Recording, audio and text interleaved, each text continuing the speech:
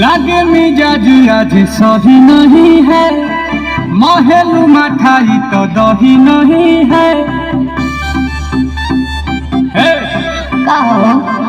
लागे मिजाज आज सही नहीं है, महलू मठाई तो दही नहीं है।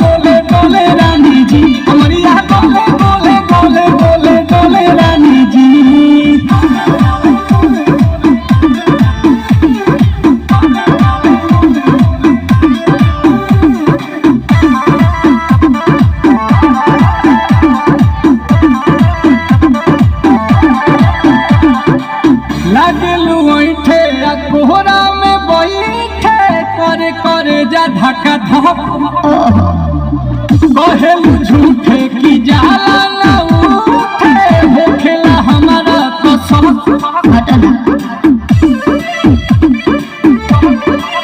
सुनया जी सैया दवा हमरे जी सैया, फटाफट ला दो जाके मेरे में जी सैया। बात को मीठे मीठे बोले राजा जी, बोले राजा जी। बात को मीठे मीठे बोले राजा जी, बोले राजा जी। कमरिया बोले कमरिया डोले डोले गोले, कमरिया बोले बोले बोले बोले डोले राजा जी। कमरिया बोले बोले बोले बोले डोले राजा जी। कमरिया बोले बोले बोले बोले डोले रानी जी। कमरिया बोले बोले बोले बोले डोले रानी जी।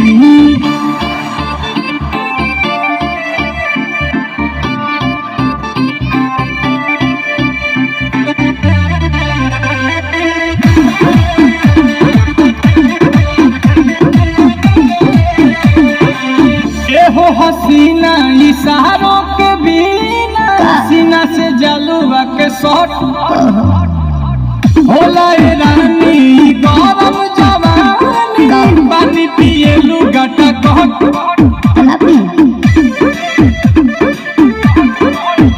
या कमरे में चलो जरा सा